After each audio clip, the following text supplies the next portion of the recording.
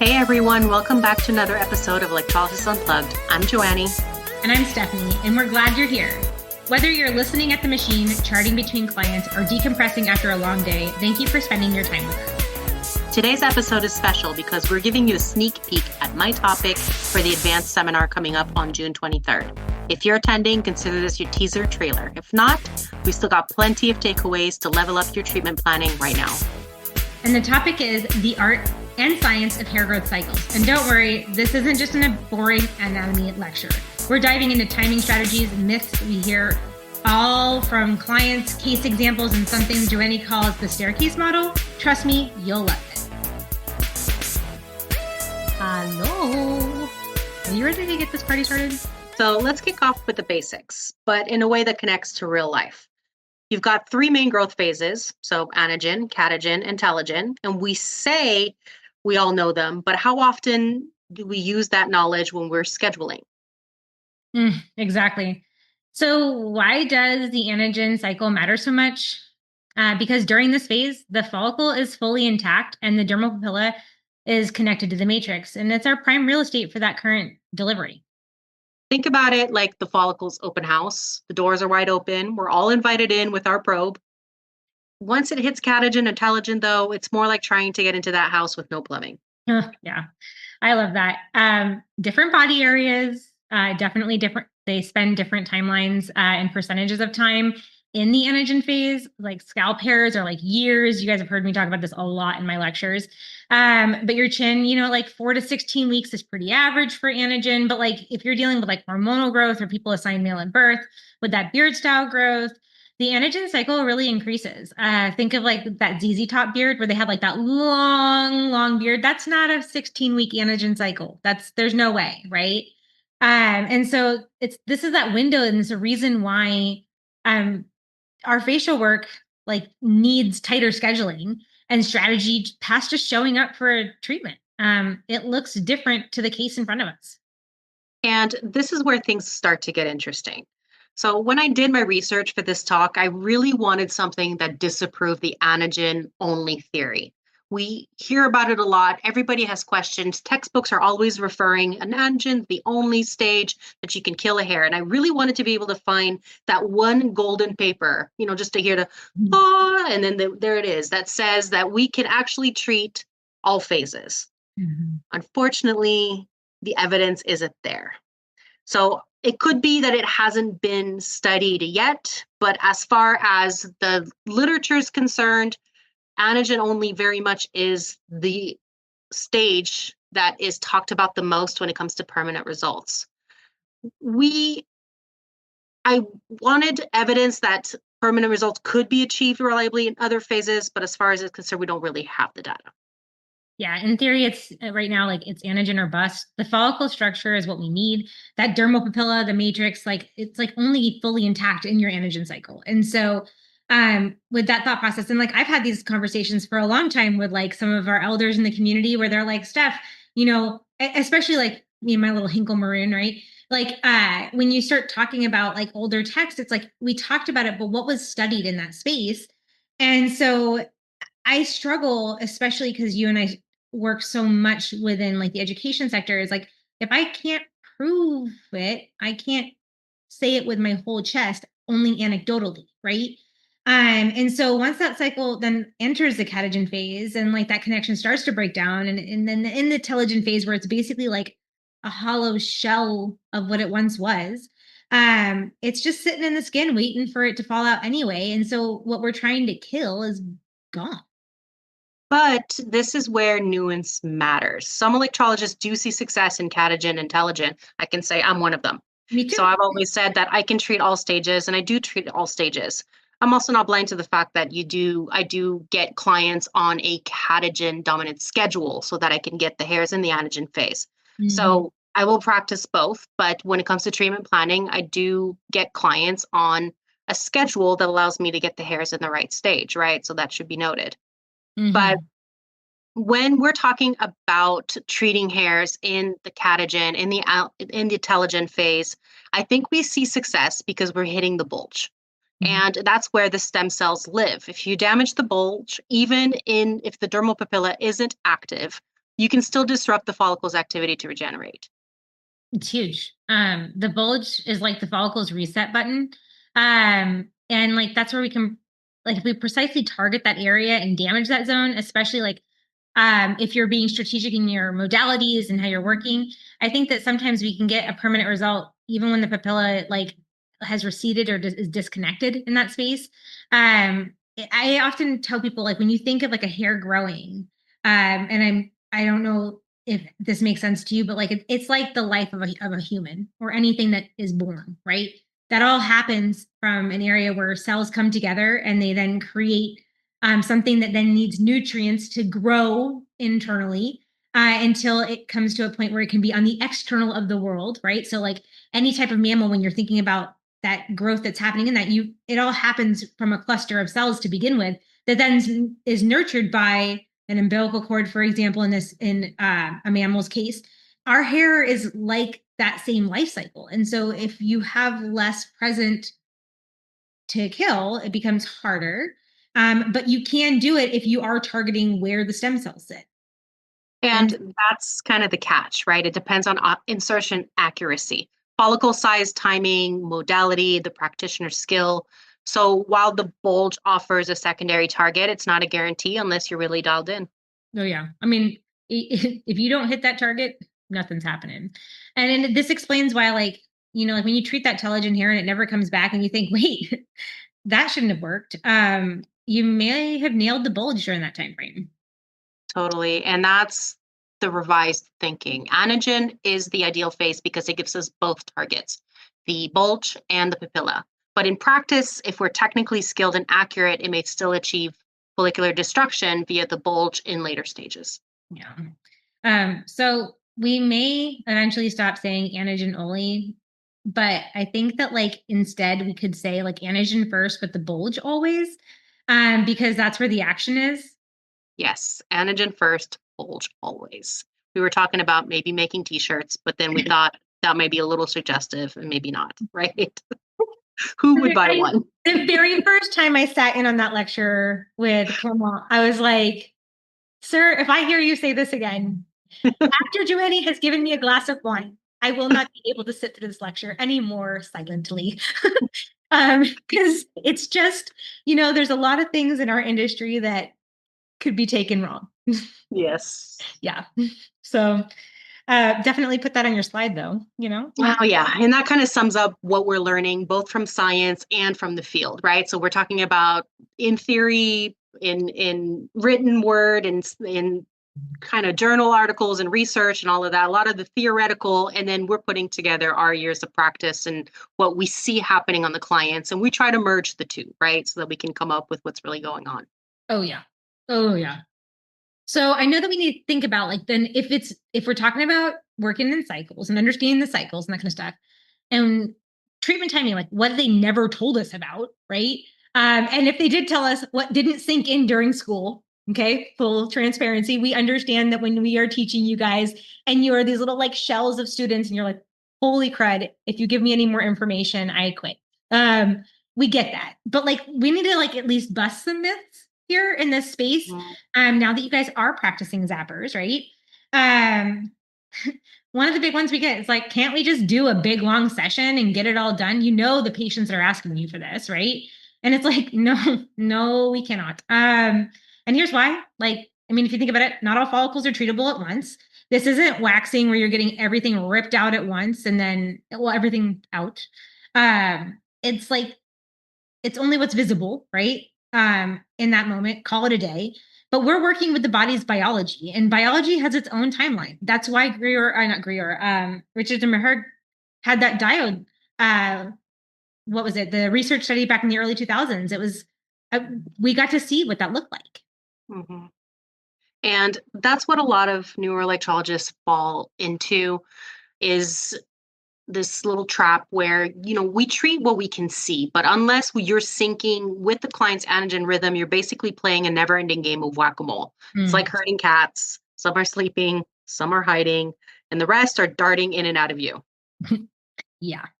And we all know whether you're herding cats, herding squirrels, herding turtles, it's really hard to go and try and track those things down, especially when you're playing that game of whack-a-mole. I think that like if we start to break it down, it's not just about filling your calendar. I know after you get out of school, and when you're really just trying to like recoup that cost of a shift in your careers, like we're looking for that scheduling. How do I schedule them? How do I fill my schedule? They want it, that kind of stuff. But like you're going to be a more efficient technician when you start matching their hair growth cycles. Um, in my opinion, I think that like it's honestly where people really miss the mark. Joanie, you and I use like what I like to call like cycle awareness intervals. It's we need to talk about like what that looks like in practice though, because we kind of have different ways that we say the same thing. It's like the same Mhm. science, but different versions of it. Absolutely. And so let's take a hormonal case. Mhm. We have a patient with a hormonal phase, PCOS or testosterone induced growth. We Mhm. start with weekly treatments, and we do this during the clearing phase where our goal is to get everything under control. So get all the visible hairs taken care of. And we do this first. Then once we've done a few rounds of this, usually it's about 2 to 3 months, right? We are now switching into biweekly appointments. And this is when we're entering that control phase. The control phase is getting now regrowth, new anagens coming in. So getting the cycles that maybe were not present, that are popping out a little bit later, so that we can finally get ahead of them. And then finally, we get into maintenance phase. And usually that's when we're about at monthly appointments. And this is just spot checking and polishing. We're just getting the last little bit that might be still hanging around. The schedule shifts as the client progresses. Oh yeah. I mean, it's not just arbitrary for us to be able to start doing this. Like there's math and mapping to this. I always say that like this is where like your staircasing model or like my forecasting model they come in because what we're talking about is we're no longer guessing. We are projecting what that's going to look like. You're watching how like long like each treated zone takes to regrow, how dense each quadrant was at the baseline of treatment, not just like dense in that moment, like where do we start from, right? What the treatment like the retreatment gaps kind of look like. It's based like modality and area. And I mean when you were saying about like the affordability and like working on trying to like build a schedule, there is a weird thing that happens. I don't know if you see this as well, but like there are two types of like, you know, mapping for a client. One is based on like what they can afford to do, which might shift their timeline a lot, right? Like what's your financial availability towards this? Because I might put you at a 2 week interval throughout the process, but that does not mean I'm clearing you out every time. That means in that space, like that's when I start to go, okay, you can't afford to come in for my recommended treatment timeline. So what my recommendation now shifts what that product's going to look like. But that also means that it might cost you more because if you're skipping sessions, because you couldn't afford an hour once a week, but you could afford 30 minutes once a week, and I don't get you cleared, that shifts that timeline. So I think that that's important for people to understand. Like, we can give you staircases and forecasts, and we can give you like all of our recommendations. If you don't follow the plan, you being the patient, and you as a technician don't follow the plan because you didn't book them and you waited and say like, oh, just call me when you have some hairs on your face, That's a which mistake. oh, mistake on that one. Both of us like kind of like get like ashita. Like whenever we think about that, it's like, I don't want you to just have them leave because you did not set them up for success in that moment. But if you can do all that, then you start to create a positive impact in their financial outcomes for this, their physical outcomes for this, and on you too. That gets them out the door in a way that makes them happier, which then puts people back into your chair because you did a actual service for them. So there was a good question that came up in the chat. And Oh. this is something that we hear a lot, especially when we're talking about treatment planning. And it's how many hours per treatment per week or biweekly. And Mm. my answer to this is, little asterisk that's going to have a footnote here, but it's however long you need to clear the area of all visible growth. That's how treatment planning works. I need to be able to clear the area. Now, obviously, my little asterisk, my little star, my footnote says if possible. There are situations we talk about where that's not feasible, that's not recommended, right? So we're talking about like um, full beard growth patterns where feathering is recommended, then we don't do all visible hairs. Or if we're talking about doing a full back or full legs, where we don't have that many hours in the day to be able to clear all of the growth that's there. So then we can start doing more appointments, let's say per week, or instead of doing biweekly, we do every week because we're getting different hairs on each appointments. But what we're talking about when we're talking about interval planning with this anagen mapping cycles is that we're talking about getting the hairs as they come out of the skin, essentially. Yeah. And so that's the ideal time frame to put your clients on. And we can do appointments once every 2 weeks for underarms, and I do that once every 2 to 3 weeks. I get the hairs as they come out, but I clear both underarms when my client comes in. If I can't do that, then either my appointment time needs to be longer, or they need to come in more frequently so that we can make sure that we're keeping up with it. I love how you say like there's an asterisk next to that, because it's like with that question, I just want you guys to think like when I started, I took, just because who I am being a weirdo, I went and took that research project that was done back in the early 2000s for laser, where they talked about how long the hairs were growing in each phase of growth. And then I took in how many hairs, and this is where when we talk about math in these moments, right? And the mapping in this, I said, okay, if I could remove this many hairs per centimeter squared in this modality, and this modality, but I know my regrowth rates look like this, and this in these spaces, right? What I can start to do is I can forecast, that's why I call it forecast model, right? I can forecast what that's going to look like. But the thing is like, if you think about how many hours for treatment per week and per month or every other week kind of thing, and you start to say, well, if I had 50 hairs per centimeter squared or 1 hair per centimeter squared, I could spend 8 seconds on 1 hair, or I could do like a slower galvanic or manual thermolysis in that space, or I could go into like a more flash modality and get 20 hairs in that time frame.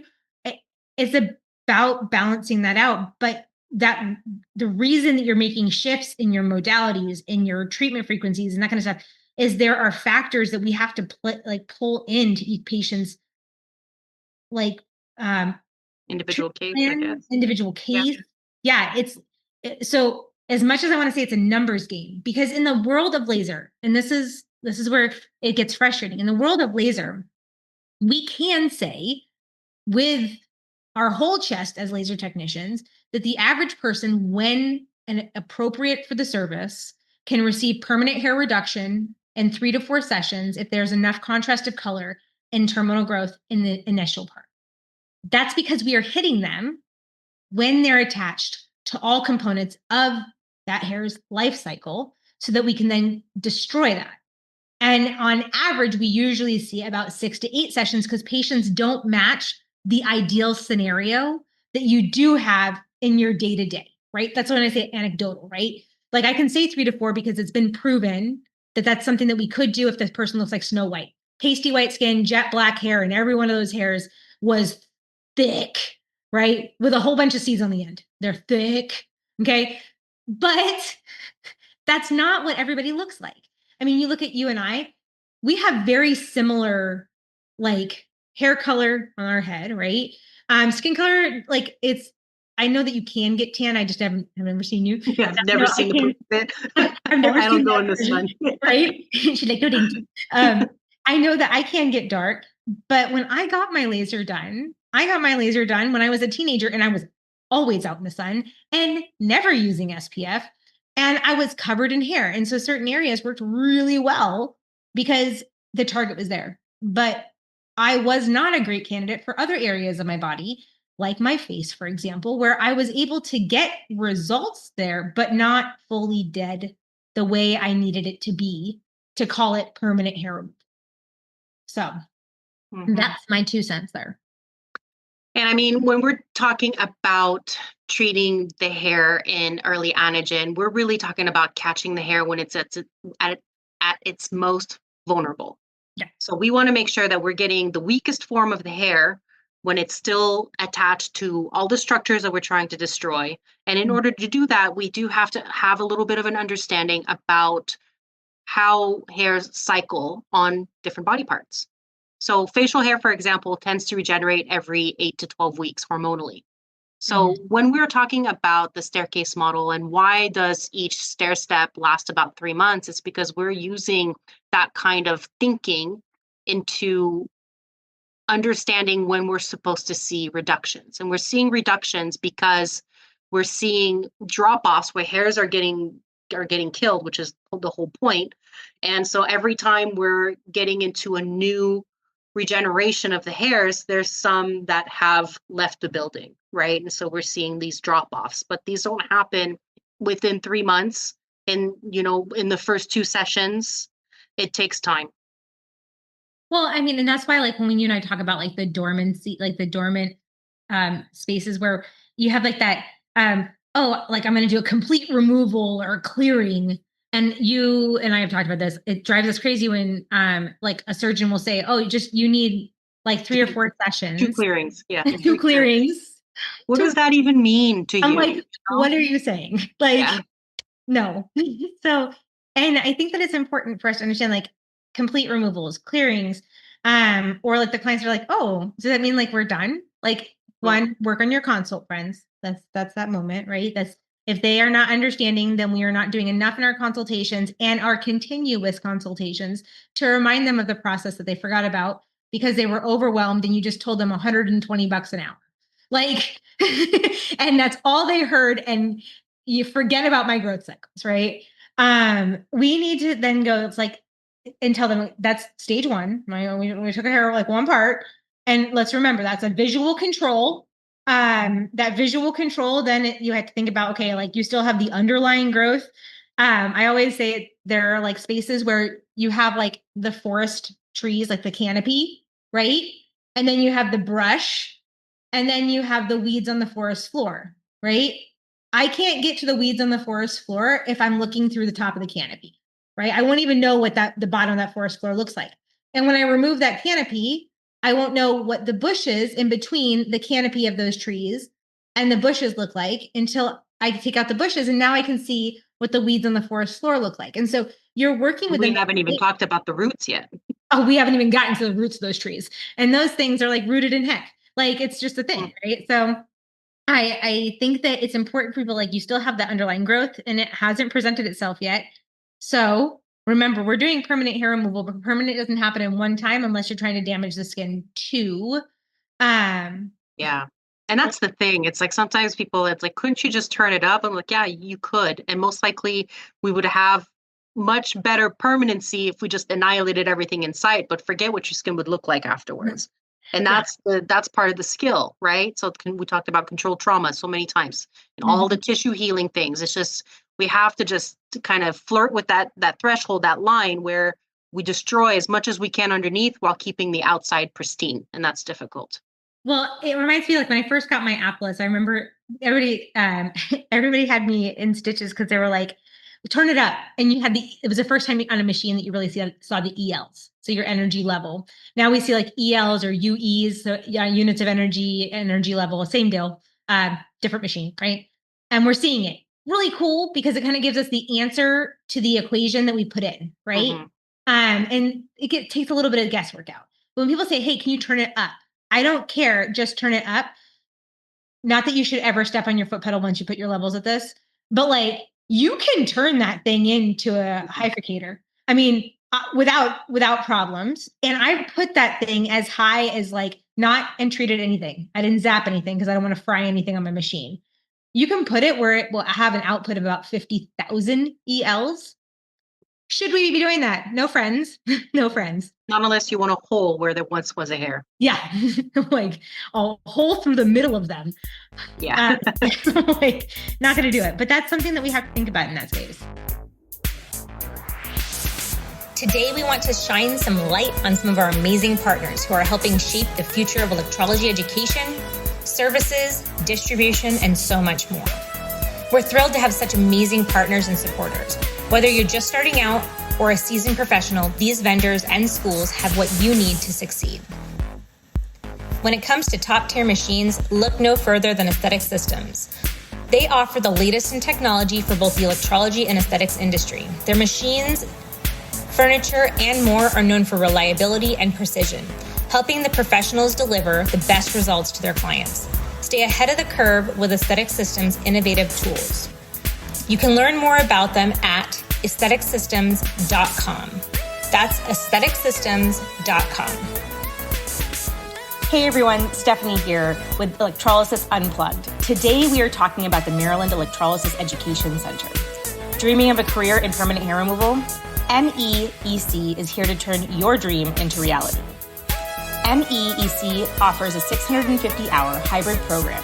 That means part online and part in person, designed for your busy life. And get this, it's fully approved by the Maryland Higher Education Commission and the Maryland Board of Nursing Electrology Practice Committee.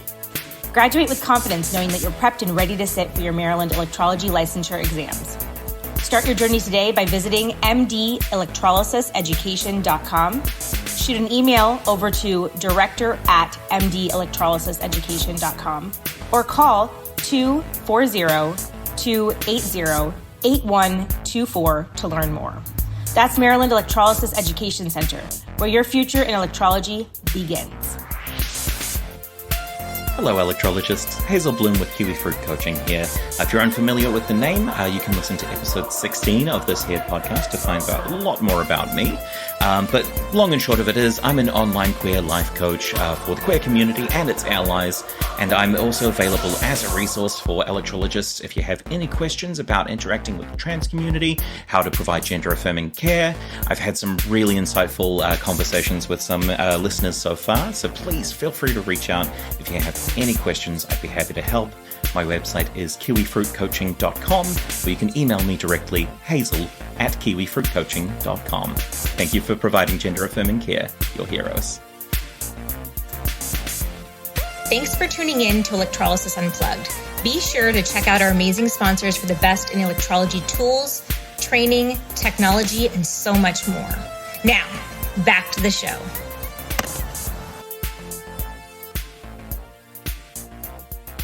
And so when we're kind of talking about different body areas and different length of the hair growth cycles, so we talked about how the face tends to regenerate on average about 8 to 12 weeks. Every 8 to 12 weeks, we've got the new hairs starting all over again.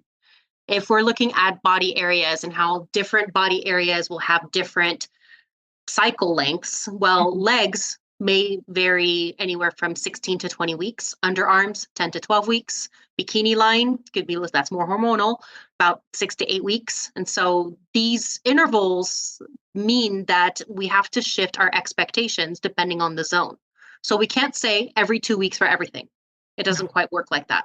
I have some clients, especially if it's very hormonal, we start weekly. And I have other clients that even on the onset of the consultation, I know that I don't need to see them every single week. Mm-hmm. The hair doesn't grow that fast. It's not that hormonal, and it's easy to get it under control in 1 or 2 sessions.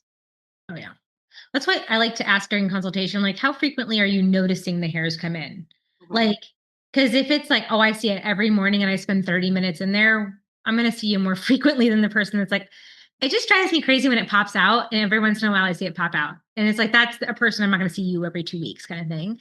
I do think it's important, like when I was talking about laser earlier, a lot of clients will bounce back and forth, whether they're in your office or not. They bounce back and forth between laser and electrolysis.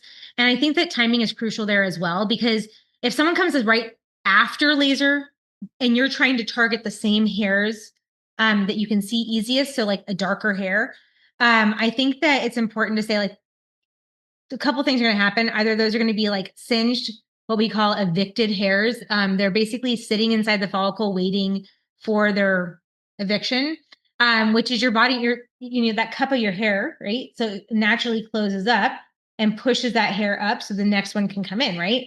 And so if it's not there yet and you see them a week after their laser, but you want to go after all the dark hairs too because it's driving them crazy, right? You're working on dead matter. There is nothing here. Evicted hair, great question. Can evicted hairs cause infection? Similar to an ingrown hair, if there is something present that can cause bacteria in the space. And remember, a hair, the evicted hairs or a telogen hair that's been sitting in there for a long time or whatever, it's only if it gets infected somehow, like another way, right? It's not because it's just chilling there. That's just like, I mean, for lack of a better way, it's just a tombstone, just chilling out, right? But it's not going to do anything to like cause infection, unless they don't take good care of their skin afterwards. But it's just a plug in the follicle waiting for its time out. I think that it's important, like if you are working on someone that's doing both and they're not both technologies are in your office for you to be able to track the whole progress, is one, ask your patient, like, when was the last time you had laser? And then focus on stuff that you know a laser could never hit, right? Don't go after the stuff you know is like what lasers eat for dinner. Go after the stuff that you know can't see it, right? Your blondes, your reds, your grays, your fine hairs, your accelerated vellus finer hairs. If it's like spread really out, that stuff's not going to help a laser technician. They need a large target for that beam to come down. And so I think it's important, if you're going back and forth between the two, to understand that those timelines can look different. And we talk about dormant hair follicles a lot in the laser world, because basically if I evict everybody, right, and the stuff that was early anagen is also shedding out, I'm not going to see, if my life cycle was 20 weeks for that hair and I hit that bulk that was in there, and I know that I had early anagen hairs there, those ones aren't going to come back for at least 20 weeks if I'm thinking of that portion. That's why sometimes with a client that's gotten laser, you can't judge results until about 6 weeks post the last session. Yep. Because anything before that is, you're not there yet, friend. And it's also why when I'm as a technician, why you won't see me do, because I will partner the modalities, but I will take that and I will say, okay, if I'm doing this and you have a surgical date where that stuff's going to become internal, we need to make sure that you stop your laser with enough time to see any dormancy, because you have dormancy with electrolysis as well. You have them just like you have hyperpigmentation with both. It's your target area, right? And so you have dormancy, but you're seeing less target area with electrolysis because the filament's smaller, right? You're working a smaller space. Laser, you see a bigger impact. And so I think that that's important. On the flip side too, if we're talking about, if we're working between laser sessions, if we're targeting light hairs, fine hairs that lasers missed, we may need shorter intervals at first because those hairs will cycle differently. So they're completely untouched by laser. At this point, we can treat it as a completely, as an electrolysis only case when it comes to those types of hairs. Absolutely. I think that the bottom line is honestly, like, it isn't just about removing hairs. It really does come down to like treating the follicles when they are most responsive, right? It's respecting that there's a window, the anagen window, right? And then if you miss it, then you're going to delay results. And if you learn to time it right, you can forecast treatment plans like a pro. I think that that's important. And that's where we start talking about treatment mapping, progress photos, and interval optimization. So it's really about fine tuning what the client needs and when. And don't worry, we'll show you all of that stuff in a minute. Yup. Okay, so you and I were talking about like some real life cases before we hopped on here. And so we have our little notes, and I want to just say, we're going to bring it to life, right? The names are all made up because we're protecting patient privacy. So these are real stories, but the people aren't named the things that they're named, right? So we're going to start with Maria. How do you solve a problem like Maria? Yes, I'm totally going with Sound of Music here. She has a classic case, right? So coarse upper lip and chin hair, totally treatable, but her attendance is honestly all over the place. Sometimes it's 3 weeks, sometimes it's 6 weeks. And that inconsistency like really absolutely cost her. And by cost her, I mean financially in that space, right? Every time she skipped, she missed the anagen window that we were trying to hit in that space. Then she would kind of get tired of it. She would shave it, and then she would maybe miss a little bit more. Then she'd pluck it, and she'd be like, I didn't tell you. Oh yeah. Or I just plucked the one hair. And I was like, girl, that's the one we were waiting for, right? I mean, like, it makes your eye twitch. Yeah. And so I sit there and like, you miss this, you show, like, it's like showing up for a train that already left the station. It's like trying to get, but showing up once every 3 months. I don't get it. It's the worst. And so when she finally committed to her like actual weekly treatments, and then that turned into like, we were able to capture the active follicles, like within 6 months, like we really saw pretty much like about a 70% reduction in density. And we could have gotten there sooner had she followed it from the start. and not after giving me the rundown of like why she was so frustrated with it wasn't working. Exactly. I mean, a client like that might see just a 20 to 30% reduction over like 6 months to a year if they're really that scattered with their appointments. Whereas I know that when clients stick to it, by month 9, most of my cases are in maintenance and almost done. That's the gold standard. That's the ideal. If Yeah. people aren't really hitting that, it's most likely because either density, so there's just a lot of hair and we're not able to get it to quite that level, but otherwise it's just about sticking to the appointments as they are. Yeah, totally. So, and the frustration is that clients will tend to blame technique or results, right? And so that's where we see them say like, well, my electrologist did this, and so maybe that's the reason why. And so I need to find somebody that does this other technique, and so it's really more about biology and how we didn't sync with it. That's also taken in a little side note here that the technique was done properly, right? So we're kind of leaving that unsaid, that as long as electrolysis is very much a skilled technique. And so, sure, you can see lack of results from poor skill, but that's not what we're talking about here. We're talking about just missing the window of when the opportune time is for treatment. So now we can contrast this with a different case. So we have Jasmine and we're doing underarms, and she has 2-week intervals. So totally compliant. Her hair was stable and predictable. So this was a great case. I love doing underarms because super satisfying hair. It's nice and anagen. It's easy to get through both sides, right? And you see the change in the skin. So it goes from kind of like dilated pores and thicker pores, 5 o'clock shadows sometimes because of the hairs are so big, to completely smooth, like, remember deodorant commercials? Those types of underarms. So deodorant commercial underarms. That's what I tell clients usually is what they're going to end up getting. So a case like this is textbook. Yeah. Dense hair, no hormonal issues, pretty any method that you want as far as that go, but consistent treatments every 2 weeks, full clearance in under 20 sessions. Why? Because we hit the cycle window every time. So we don't have to have a client come every single week. I can do every 2 to 3 weeks, especially with an area that's easy to maintain, meaning I can clear it in one appointment. But it doesn't need to take, years upon years and 30, 40, 60 sessions with things like this if you're doing it correctly. Absolutely. I think that like when we start working with like our more complex cases, like the PCOS case that I had talked to you about earlier, the active androgen levels, like those little like hormones that just love to grow hair, right? I think that it's constant regrowth. It's constantly chasing. You're always kind of you might be making progress, but you're making progress at such a rate that your patient will never see satisfaction in a timeline that makes them feel as though the investment that they did for themselves, and probably for the first time ever, is like actually it's worth it.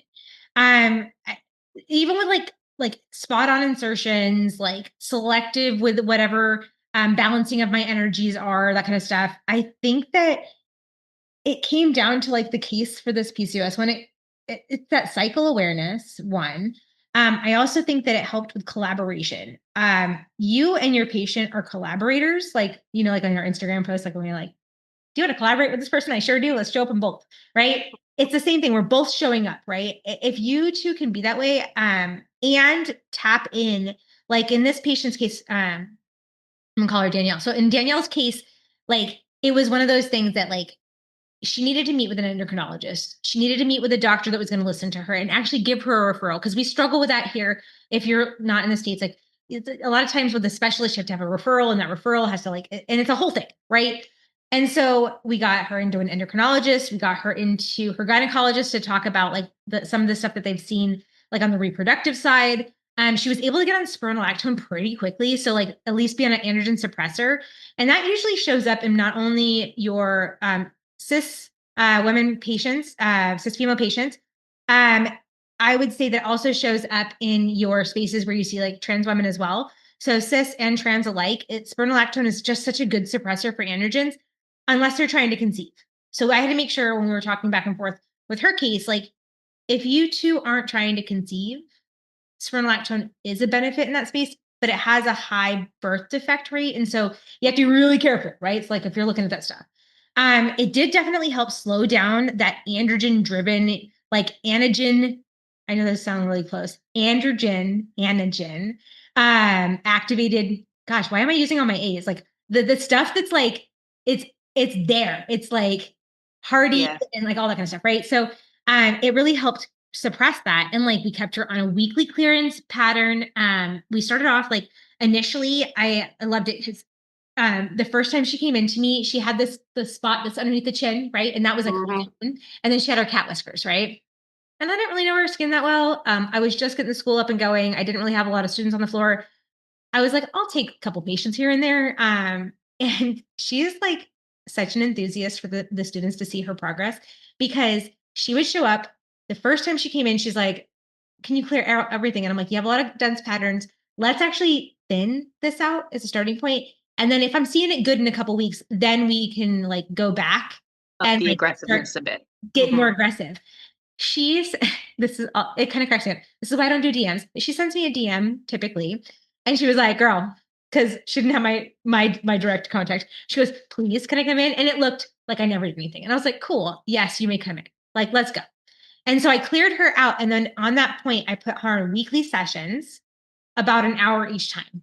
Wasn't 100% clearance, but we started off with all those canopy hairs, not the weeds, right? So we worked after those, got her to a point where she was stopping shaving within about 9 months of the start. And then she was able to do those weekly sessions, but then to go after those ones that are accelerated vellus that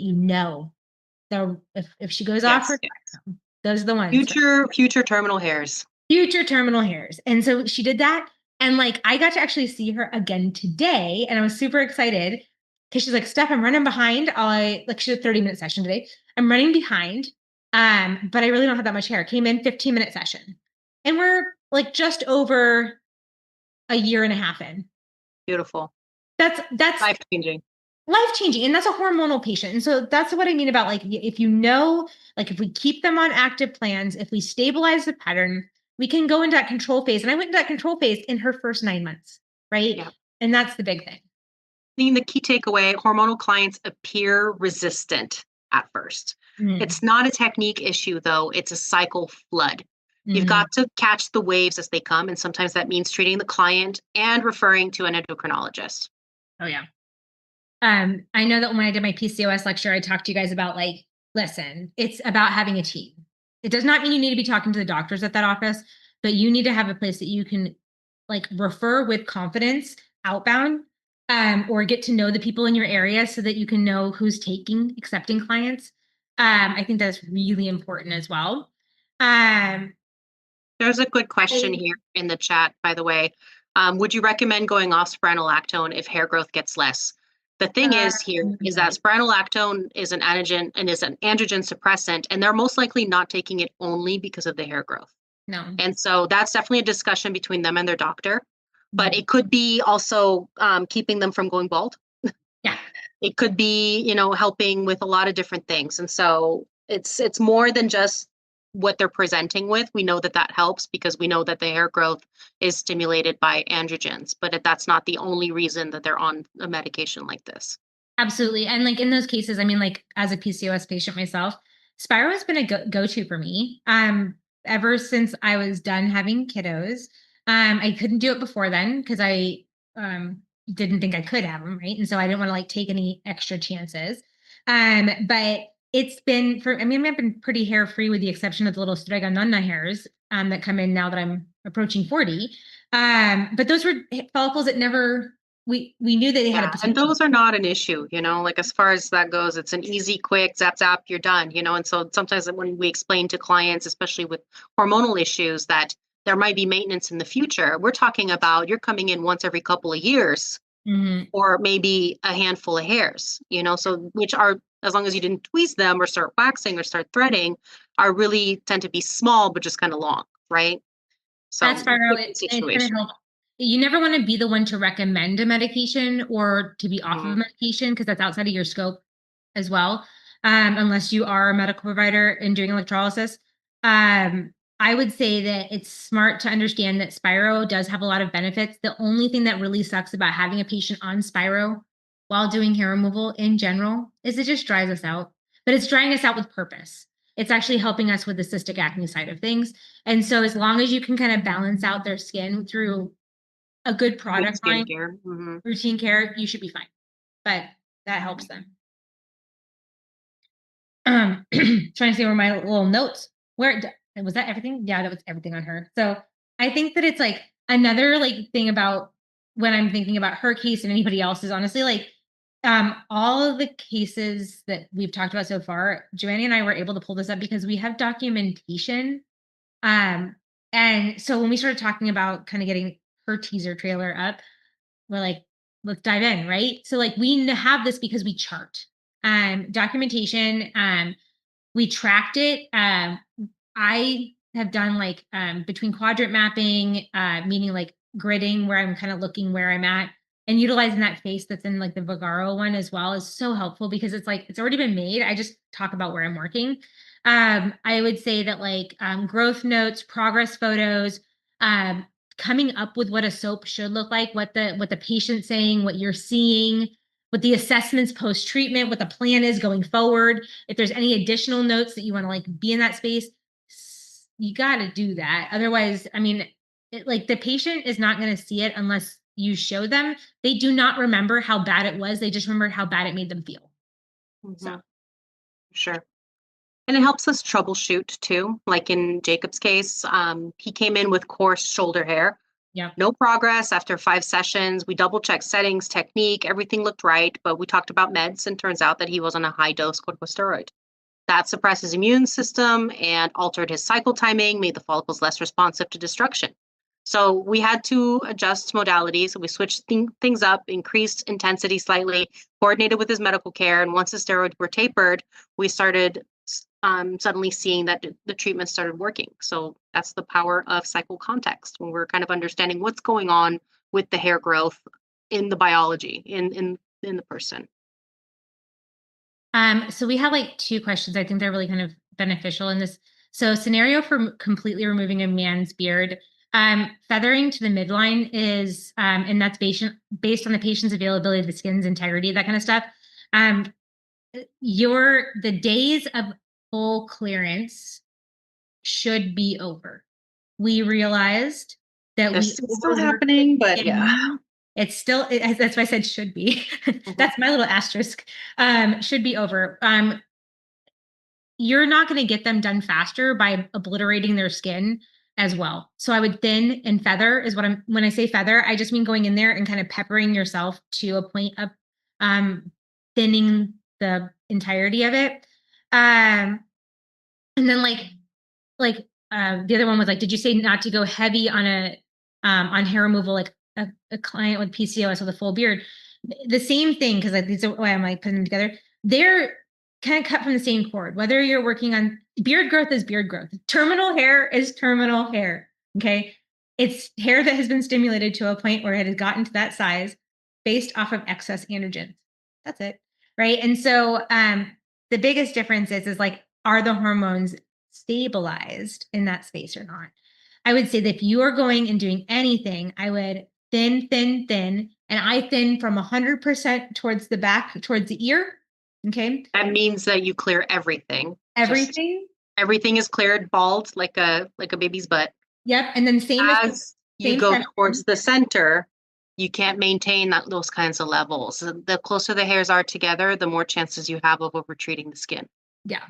And so usually, sometimes, like especially down here, think about it of taking 1 out of every 3 or 2 out of every 3, depending on how dense it is. The very densest of skins, 1 out of every 3 hairs. I leave 2 behind, take 1 friend out of there. Okay. And like I go center of the face. If the density is heavy in the first few clearances, I'm at about 25%. So I go 1 in every 4 up here. I go 75% clearance from like mid cheek to corner of the chin and up at about 75%. So I'm getting, sorry, not 75, 50. And then I go 75 back here and then 100 back here. Because back here, I can have that recovery on the sideburn And I should be Yes. saying these things because not everybody listens, watches it. Some people just listen. So from the ear, I might go at 100%, and then to the center, I'm going at 25. But after like 4 sessions, if you did Yeah. 25% clearance, you have your first full clearance. Yeah. Because that's And this is something that also means I can treat the client every week because I'm not overworking the skin most of the time. yes. And And I love, so in a month, we've got that area cleared. yeah. And their skin looks happy. Like Mhm. they're leaving there with less shadow, so it's less noticeable. Like when Michaela in the chat was like, I love scattering the work so they don't end up with holes. That was something, it still gives me the ick whenever I see people, like they'll post online, oh, my electrologist, I have my first clearance. And they have like this, the corner of their chin is the only thing that's cleared. Oh yeah. It's bald. And that is the most sensitive area, not sensitive as in sensation. We're talking about sensitive as in the skin's easy to traumatize. If you're going to scar somewhere, it's going to be the little corners here in the corner of the mouth. The little Fu Manchu, right? That area. Yeah. So The there was under another chin and neck. question. Yeah, there was another question from about, well, 2 things. It's kind of a 2-part question. First, it was about Oh, did the Steph deeper say skin. not to go heavy on the hair removal? So she has a PCOS client with a full beard. They shave every day. Can I overtreat and damage the skin by clearing the area? We started on the chin, but we're moving out to the side from there. So that was the first part. It looks like they do 2 to 4 hours every week, and the client is on Spiro. So the Spiro is going to help maintain any new androgen excess. It's a regulation, right? And so But what's in there that is there. case, what's there is there. It's already gone terminal. We're not going to go see it go backwards, right? What it's going to help is any inactive follicles. But if you're dealing with beard growth, right? So every hair has a follicle, or every follicle has a hair. That's why I said it backwards. Every follicle has a hair.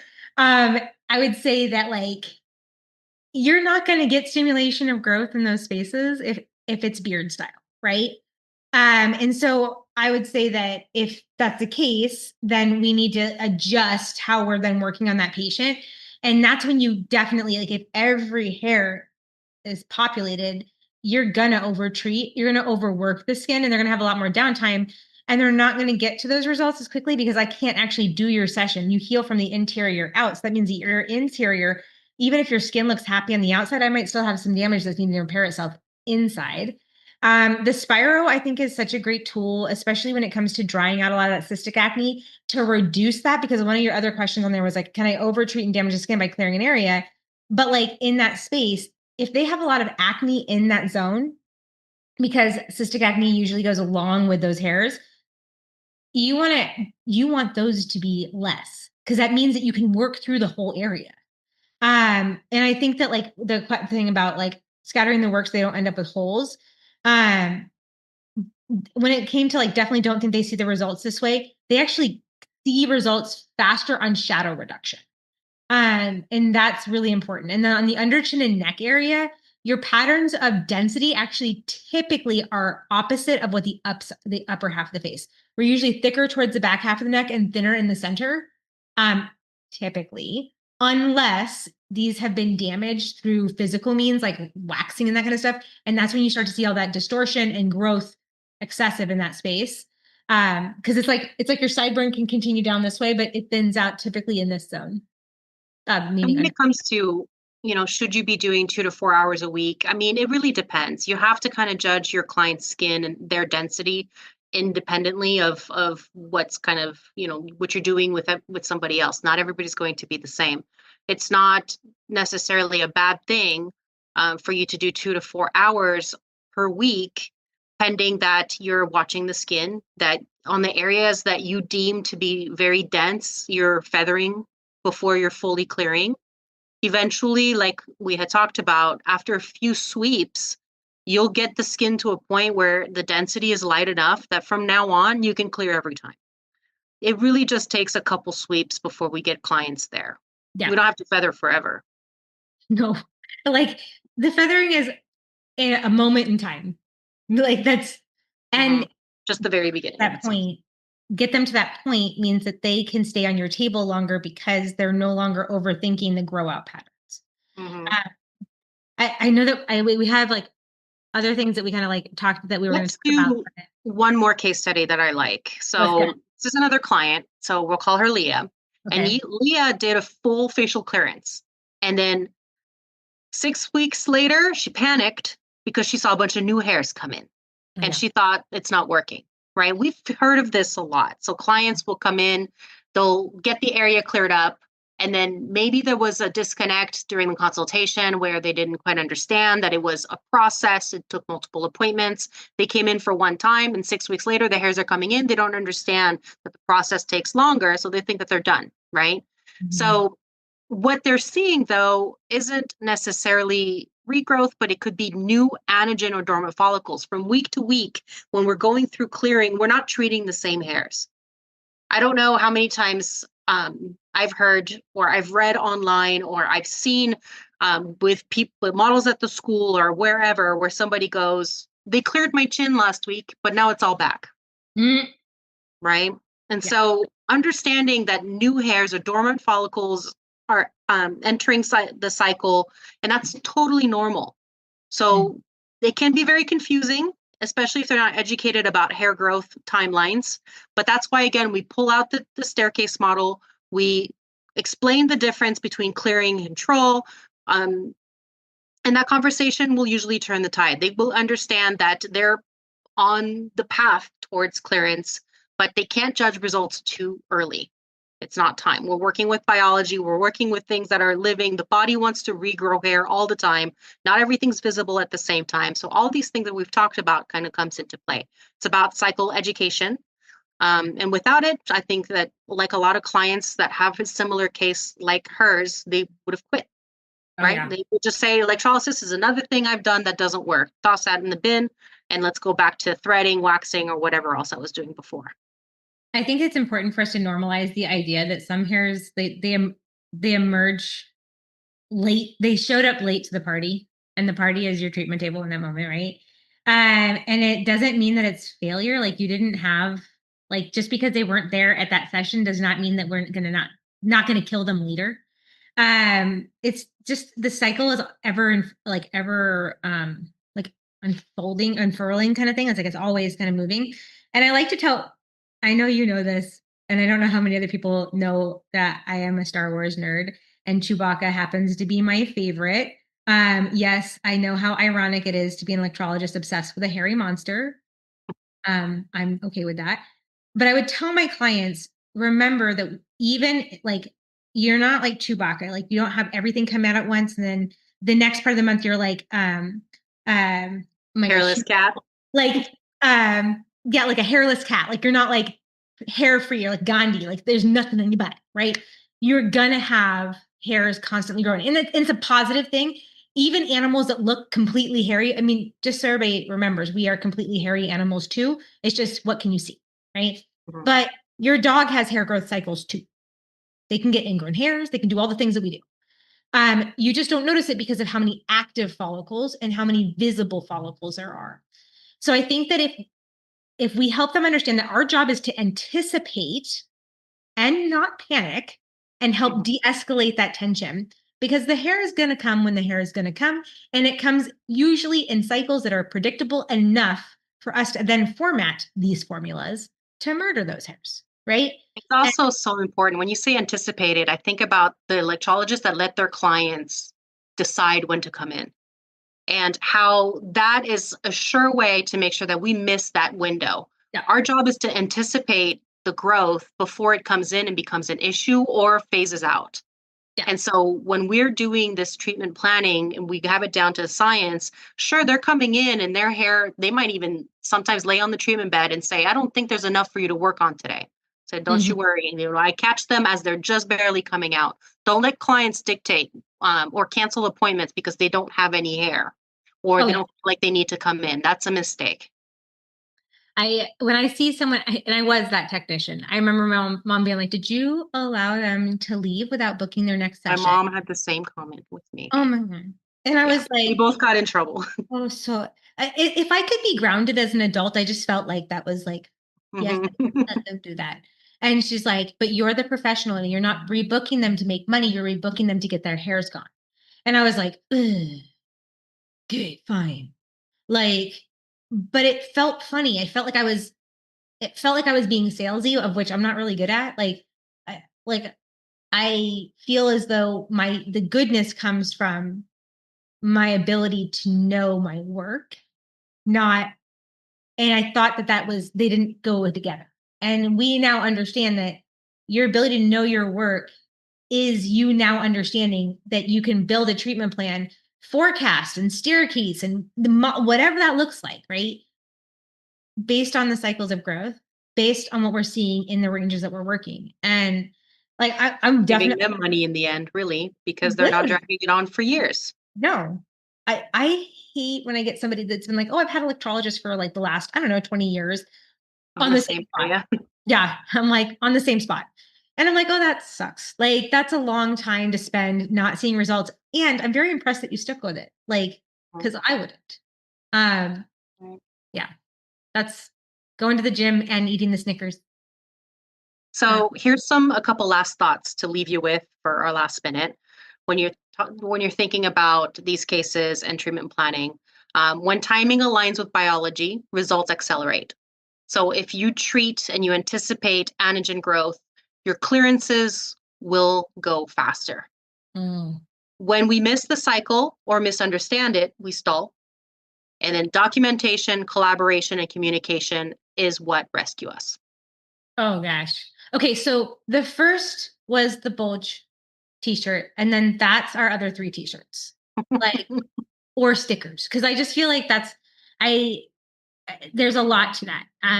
What can rescue you is understanding, written down somewhere. Oh, poster, it should be. Well, we can maybe, do we have enough time to make stickers to give to our attendees in Vegas? Yeah. I mean, anagen first, bulge. What was it? Let's go back to. Wait, what does our note say? I forgot it. How clever were we? Anagen first, bulge always. Oh yeah. Yes. It reminds me. There's a group, you'll see them at the Las Vegas show, that is for intimate area bleaching, and the shirts are all. You were sitting across from them last time, right? Yes. Yes. They accidentally posted a picture with a labium behind me, the model, at the last convention, and I was like, I just, yeah. But they have the best t-shirts. We can have really good ones too. Yep. Yeah. It sounds like a plan. Looks like Celesta wants one, so we'll got it. So June 23rd, we're going to go into the 2-hour version of this talk, but this just was kind of a little teaser. I think it's always going to be something that we can repeat and repeat and repeat, and people, always get a little bit more out of it. So we hope that you did tonight, and we'll see you next week. Same day, same time. Same bat time. Same bat channel. Yep. Good evening, everyone. Bye, guys. Okay, that's a wrap on today's mentorship hour. If you're coming to the advanced seminar on June 23rd, you'll get to the full deep dive, plus more case studies and tools that you can use immediately. And if you're not, stay tuned for future webinars or downloads. We'll be bringing this model to the broader electrology community. And don't forget to subscribe, leave a review, and share the episode with another electrologist who could use a fresh take on treatment planning. Until next time, stay sharp, stay curious, and keep those probes steady. Bye. Bye.